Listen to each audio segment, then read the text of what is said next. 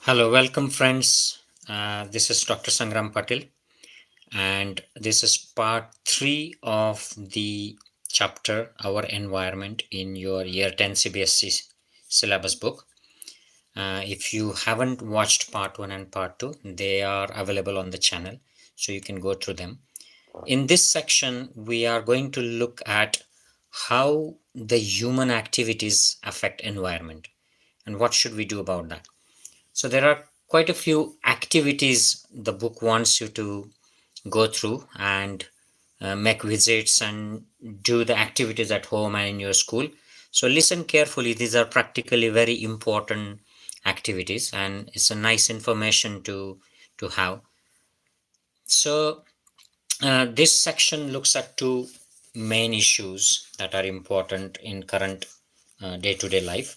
The one is ozone layer and the second is waste disposal. Okay, so both are important, and through these two issues, it tries to emphasize the fact that human society is in constant interaction with the environment, and when human being tries to grow in economic field, the activities that are needed for economic growth and development, such as industry, businesses, travel, infrastructure, and other activities, they all impact on our environment locally as well as globally. So let's go through these one by one. So first is ozone layer and how ozone layer is at risk. So first of all, let's see what is ozone. Okay, so ozone is made up of 3 oxygen atoms. It's O3. Okay, so remember, it's a simple thing to remember.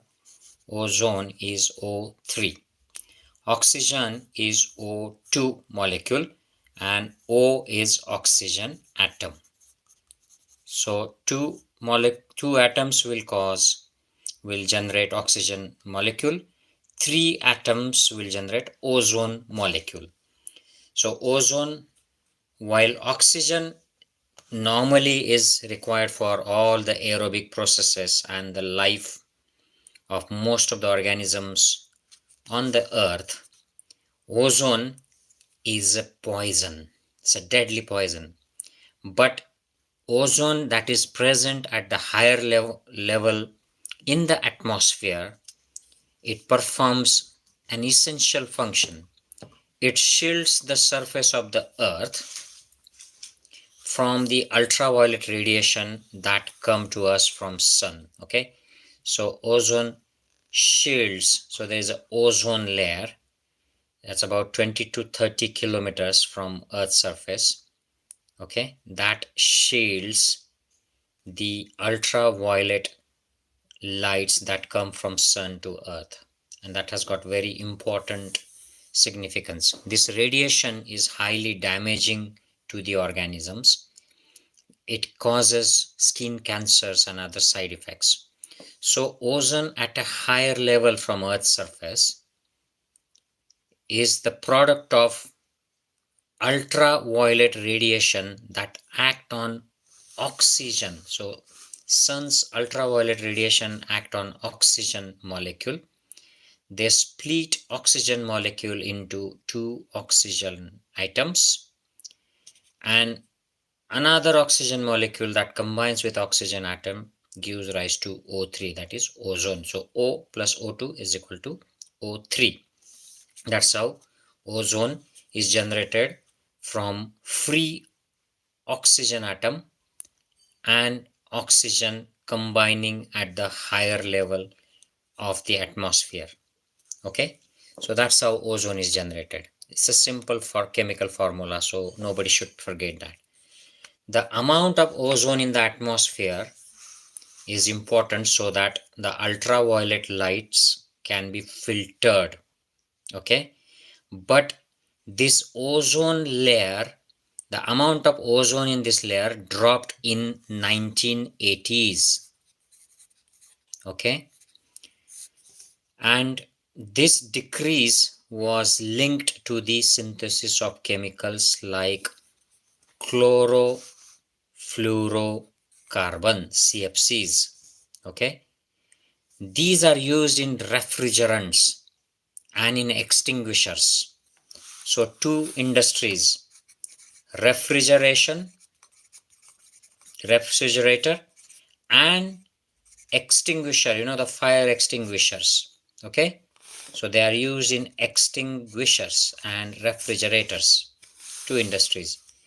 So in 1987, okay, United Nations Environmental Program, that is United Nations Environmental Program, UNEP, that succeeded in making an agreement to stop the production of chlorofluorocarbon in to the 1986 level. So in 1987, this agreement, United Nations Environmental Program, was made between various nations in the world, and they agreed to bring down the chlorofluorocarbon production to 1986 level, so to a lower level. So there is an activity that is given in your book, but let's go through this diagram quickly. So sunlight, I'll explain you this diagram. The sunlight consists mainly of short wavelength radiation, that is ultraviolet, visible light, and infrared radiation, UV, IR, and visible light. So UV is filtered here. So UV is restricted at the ozone layer. So remember, these are the atmospheric layers, okay, different atmospheric layers, and much of the harmful ultraviolet radiation is absorbed by ozone layer before the sunlight can reach the surface of the earth. Okay, so that's ozone layer lies within stratosphere layer. So stratosphere extends from 12 kilometers to 50 kilometers from the surface of the earth. The troposphere of the atmosphere extends from the earth's surface to the 12 kilometers. So 0 to 12 troposphere, 12 to 50 is stratosphere, and ozone lies within the stratosphere layer. Okay, so your book wants you to do an activity, okay, and that activity is to find out the ozone from internet and newspaper, which chemicals are responsible for depletion of the ozone layer in the atmosphere. So I've taken this list from the authentic sources on the internet. Ozone depleting substances, that is ODS. There are about 100 man-made substances that reduce the ozone layer in the atmosphere.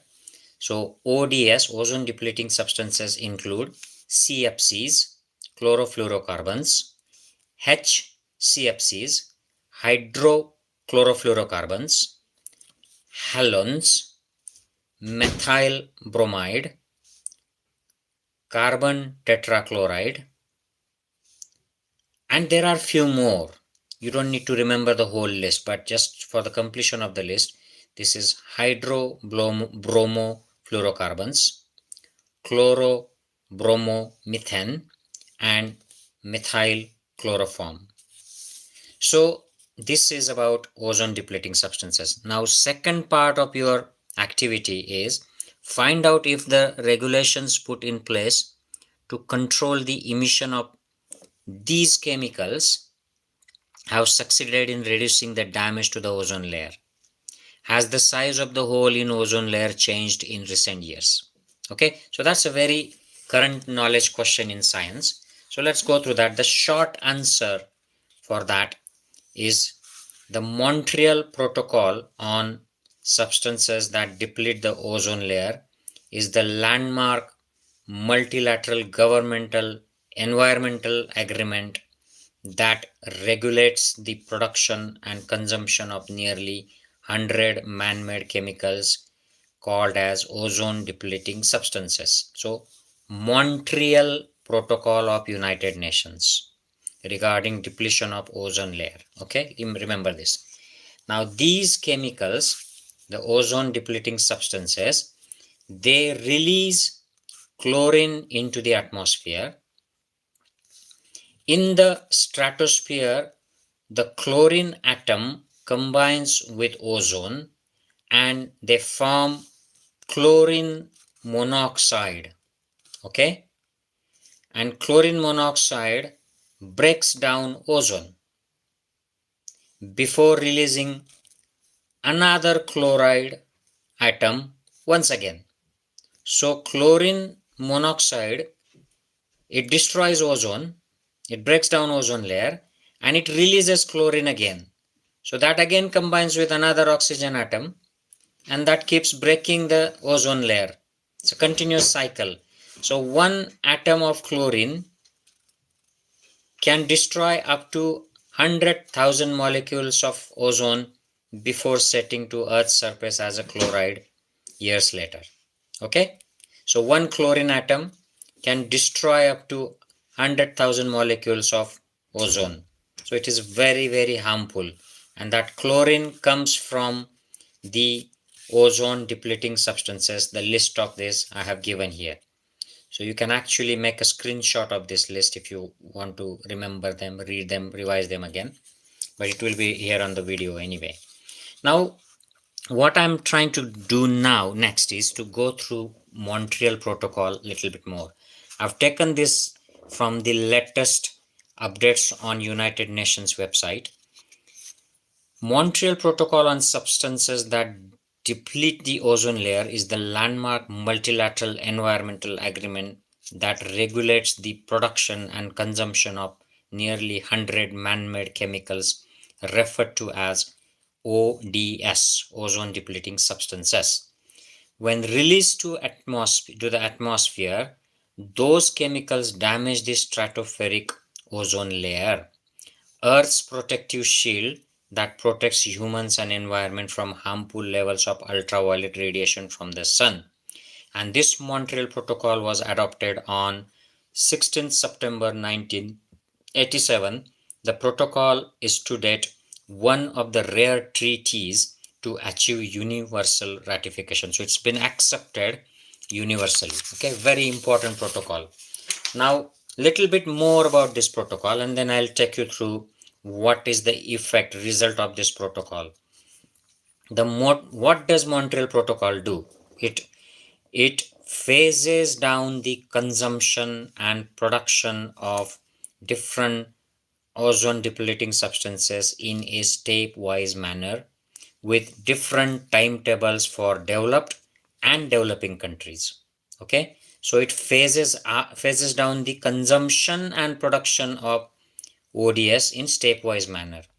Okay, under this treaty, all parties, that means all the countries, have specific responsibilities related to the phase out of different groups of ozone depleting substances, control of ODS trade, annual reporting of data, and national licensing systems to control ODS imports and exports and other issues. Okay, so it puts restriction on production of ODS, trade of ODS, annual reporting of the data, licensing system to control import and export of ODS, and other issues. So it puts restrictions on ODS free use.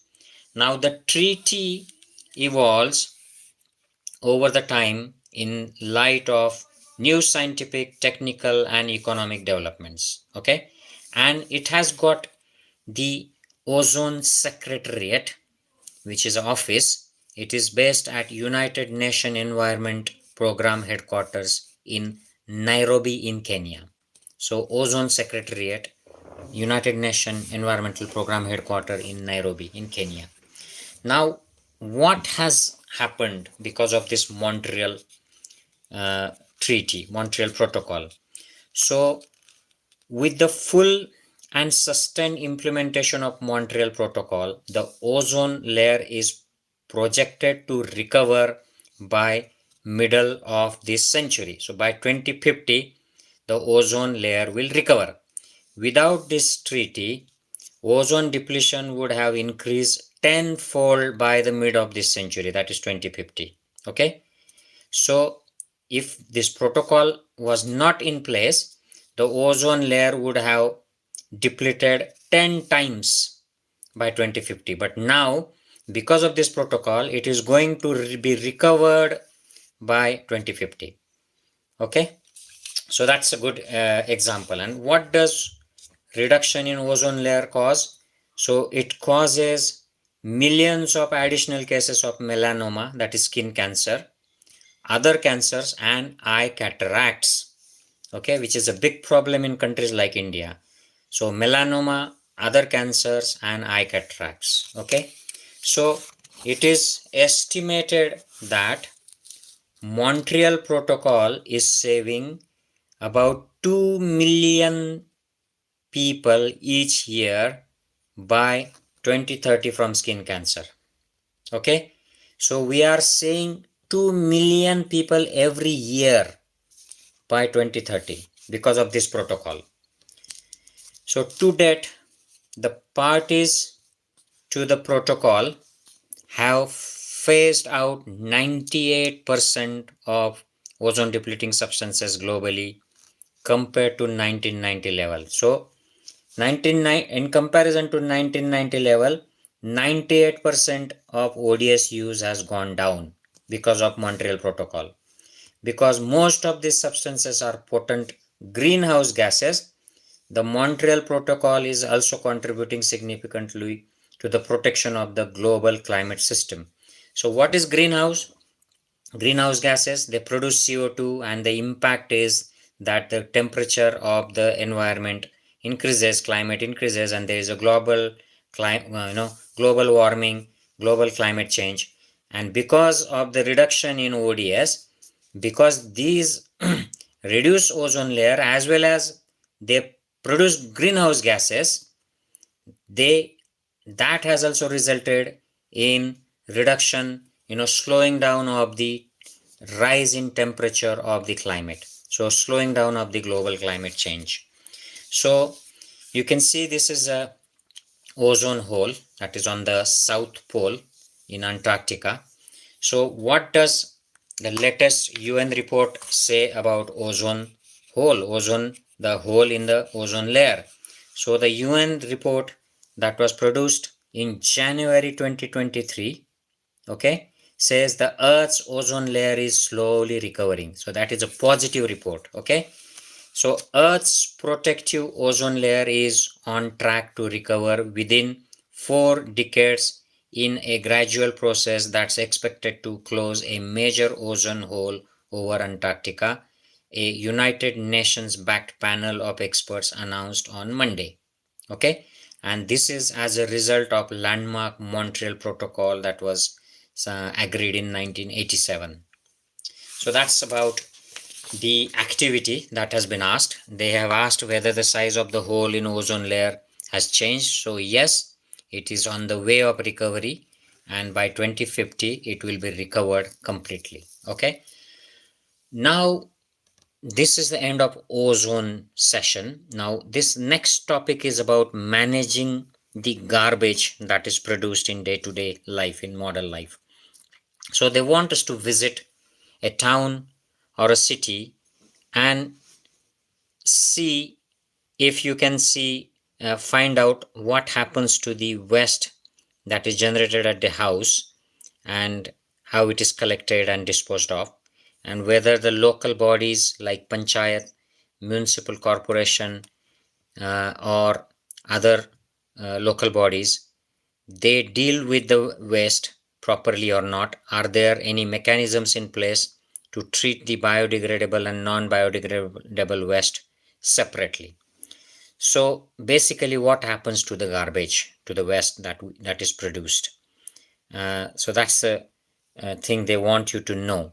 So if you want to know about this, then you will have to go and visit your local place and find out. But in general, the garbage in the house, the waste material in the house is put in the dustbins, and then it is collected by either the vehicles, or the dustbins are taken to some collection bins, collection centers. These vehicles by municipality or corporation, they collect the waste and they dump it in sanitary landfills. So sanitary landfills are on the outskirts of the cities. Currently, as per the Government of India estimates, about 65 million tons of waste is generated every year in India. 65 million tons. And over 62 million tons of this waste, that is organic waste, recyclable like paper, plastic, wood, glass, etc., is of this type. Okay, and out of 65 million ton waste, over 62 million ton is either organic waste or recyclable waste.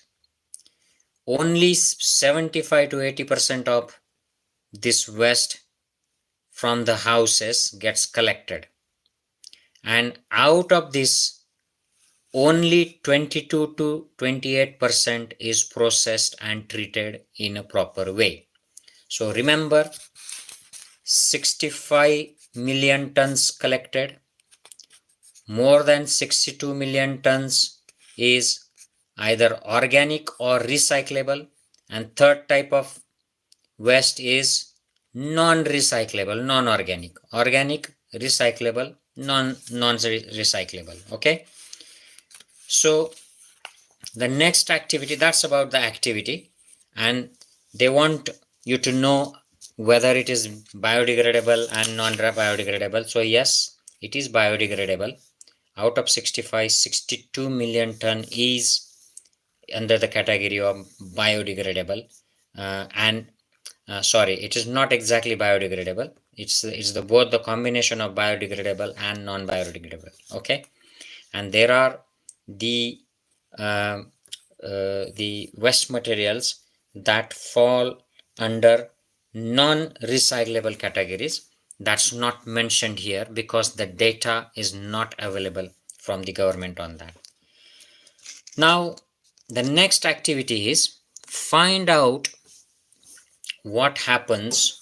So these activities are given in your CBSE book. So the next, this what we have seen now is about the solid waste. Okay, the next activity is about the liquid waste, that is sewage. So find out how the sewage in your local place is treated. Are there mechanisms in place to ensure that local water bodies are not polluted by untreated sewage? Find out how the local industries in your locality treat their wastage. Are there mechanisms in place to ensure that the soil and water are not polluted by this waste? So this is very actually important point, and unfortunately in our country, in India, we are doing very poor in the treatment of sewage management. Okay, so we'll go a little bit into detail. So this shows the picture. Ideally the sewage treatment plant should be available for every town and cities, but what happens in actual practice is sewage is just disposed of, dumped into the natural water resources, so they do get contaminated by untreated sewage. Okay, so remember, in ideally the treated sewage should be released into the water sources, but in practice untreated sewage is released into the water sources, water bodies. Okay, so in India, sewage treatment plants treat only third of the sewage that is generated every day. Only one third is treated in sewage treatment plants. Two-thirds of the liquid waste, that is sewage, is released directly into the environment. So that can contaminate your water bodies.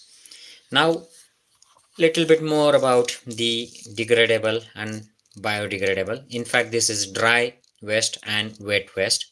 So wet waste is biodegradable, compostable. It is cooked food, vegetarian, non-vegetarian, eggshells, bones, uncooked food, veg, non-veg, fruits, vegetables, peels, fruit and flower waste, fallen leaves and other compostable material, and kitchen waste. So that is a waste, wet waste. Okay. Now dry waste is paper, plastic, wood, fabric, cloth, metal, glass, rubber, leather, resin, and thermocol. This is a dry and this is a wet waste. I'll just take you through a little bit more details of this activity. Okay. So the next activity is calculate how much waste is generated at home in a day. How much of this waste is biodegradable? Calculate how much waste is generated in the classroom in a day. How much of this waste is biodegradable, and suggest the ways of dealing with this waste. So now every house will have different amount of waste generated. Okay. And part of it will be biodegradable, that will come from kitchen, as well as paper, cardboard. They will biodegrade to some extent, but there will be other material like polythene, packets, wrappers that will need to be recycled. Okay. That will not easily degrade. It will take probably for polythene bags 20 to 30 years, the bags that are used in modern day super shops, but the old bags used to last for about 450 years. So different material will take different times. I had given you a good list of the substances of the waste materials uh, that was asked in one of your activities earlier, and that list is quite good. So if you remember that list, I have made a list of biodegradable and non-degradable, and this is mainly the dry waste products, and it gives you uh, the duration in years of how much time it will take for their decomposition. So you can, and I had suggested you to take a screenshot of this so you can actually revise them and remember them. Okay. So that's about these dry waste products. Most of it is most of them are non-biodegradable. Okay. So every house will have different amounts, so it is difficult for calculation. You need to find out how much waste products your house has, and how much of it is biodegradable and how much is non-biodegradable. But in general, about half of the waste collection is biodegradable. What should we do to deal with the waste? So here is a simple suggestion. We should have 3 different types of dustbins. One for biodegradable waste, second for recyclable waste. So biodegradable will go to compost. Okay. The second, recyclable waste, will go for recycling, and non-biodegradable waste that will not be recyclable will be treated in specific way. So some of them are given in next few minutes, so we'll go through that. So there is again explanation of your sewage treatment activity, how sewage in your locality is treated. So sewage is collected by underground or over the ground gutters or pipelines. So underground will be pipeline and over the ground gutter. Yeah, these pipelines make it carry the sewage to the treatment plants. In the sewage treatment plant, the sewage is treated by following 3 steps: physical treatment, biological treatment, and chemical treatment. So physical treatment is to remove the large and solid impurities, to separate them from the sewage. So a wire mat is used for sewage filtration to remove the large and solid impurities. The floating wastes are separated physically. So that's a physical treatment. By wire mats and floating waste is removed, separated physically. Now biological treatment has two parts: aerobic treatment, anaerobic treatment. Aerobic is with oxygen. The sewage is aerated in large open tanks where aerobic bacteria are used, okay, to remove the organic material to make it free from organic impurities. So aerobic bacteria are used by aeration in large open tanks to give aerobic treatment to remove the organic impurities. Then anaerobic treatment is now remaining organic matter is removed by the treatment with anaerobic bacteria. So whatever is organic matter is left is removed by anaerobic bacteria. Anaerobic digestion is done in large digester. Remember, aerobic treatment is done in large open tanks. Anaerobic digestion is done in large digester. The sludge, that is solid that is left after anaerobic degradation, can be used as manure for farming, and this treatment generates biogas, and that can be used for for cooking and for electricity generation. So it generates manure and it generates biogas, and the sewage is clean, so you can release that water into the nature. In practice, 75% of sewage is directly released in river water. That is very, very unfortunate in our country. Okay. Now, what does the chemical treatment do? It uses chemicals like chlorine to clean the sewage. And it's not always done. It's some plants, sewage treatment plants, this chemical treatment is used. Now the next point in your activity was about industrial waste. So again, unfortunately in India, we have a lot of issues with industrial waste management. Thousands of small scale and bigger industrial units, they simply dump their waste, more often toxic and hazardous waste, in open spaces and nearby water resources, and that's a big problem in India.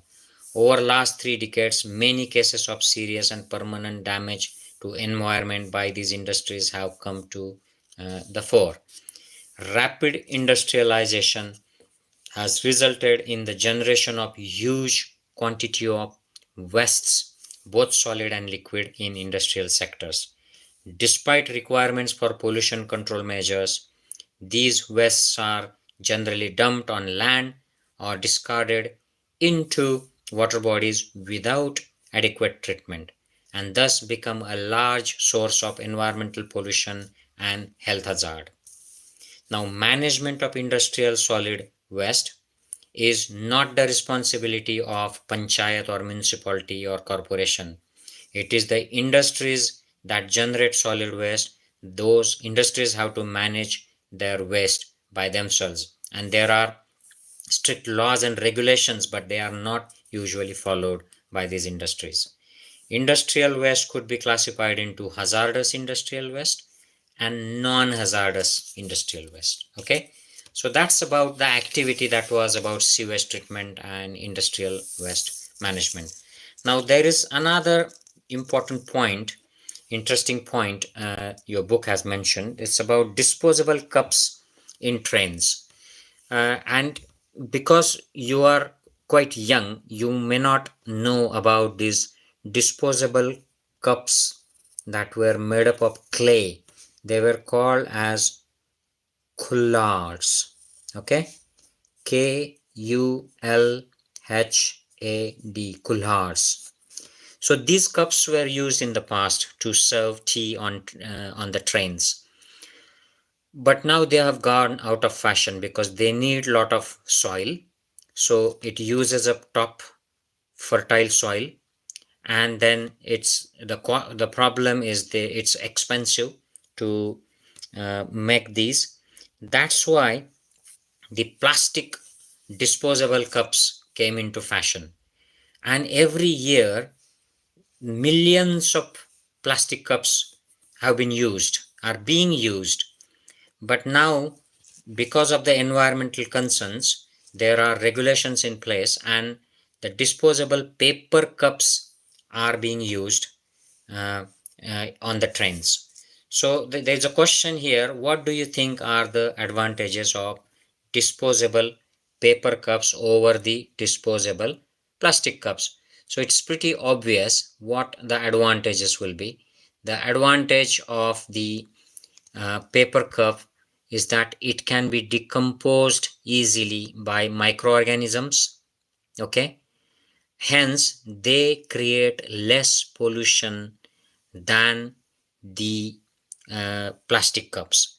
So if these paper cups are buried in landfills or treated by burning, there will be less pollution. Either it will, if you bury it, it will make compost.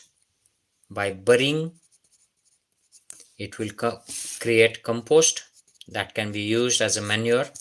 And if you burn it in landfills, then it will create less air pollution, okay, in comparison to the plastic cups.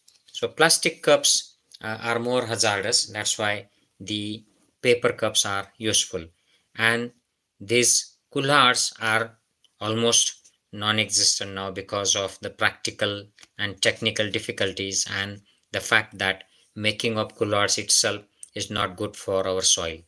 Okay, so the next topic in this chapter is about the electronic waste. Okay, and this is again an interesting topic for 21st century. They want you to search on internet or in library what hazardous materials have to be dealt with while disposing of electronic items. How would these materials affect the environment? Find out how plastics are recycled.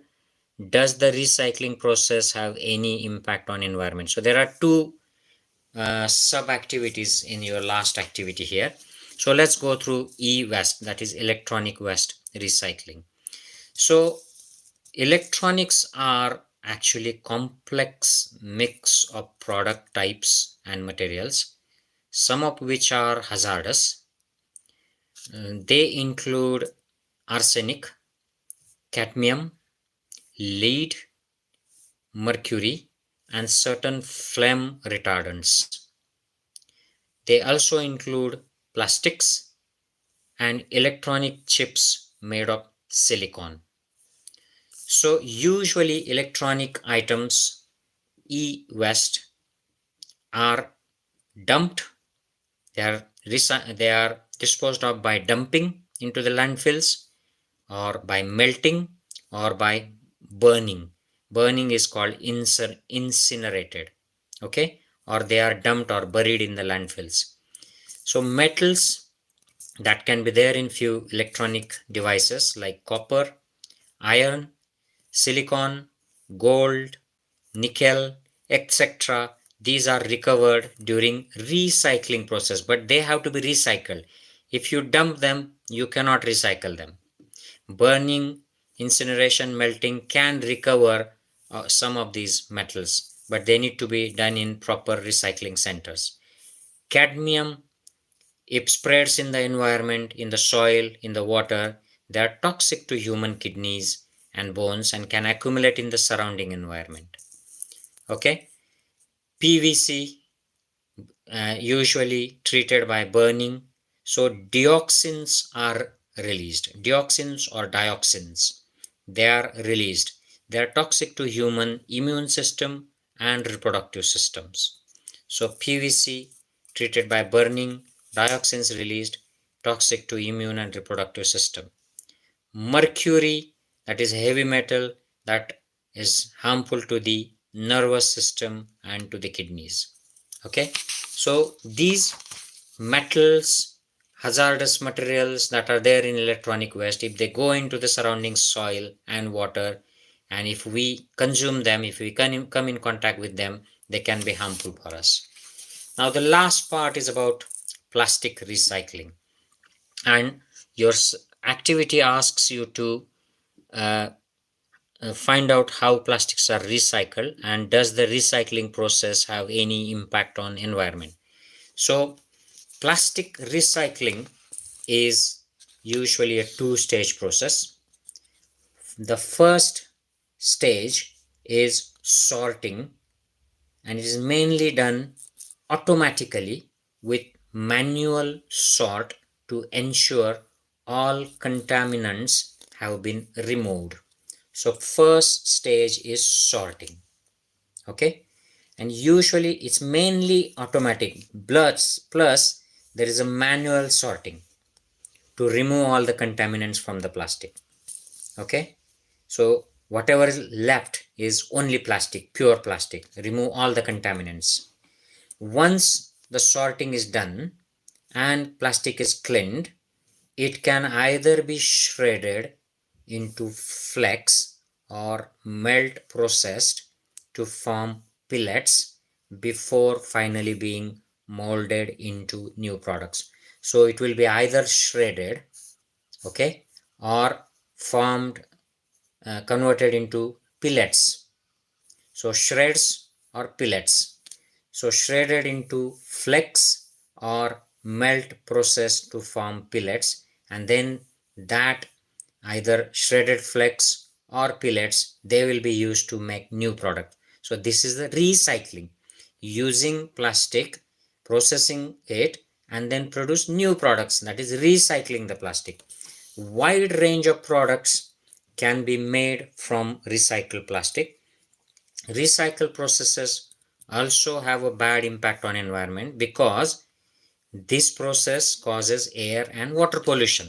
So recycling is not the safe process, it itself causes air and water pollution. So this has to be done in specialized centers in a careful manner. So this is how we have completed this chapter on environment. I hope this is useful for you. I will see you in next video with the new chapter.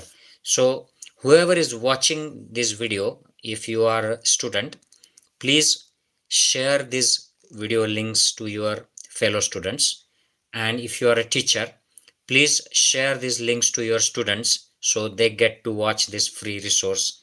And there will be more videos, such videos posted on this channel. So stay connected. See you later. Take care. Bye bye.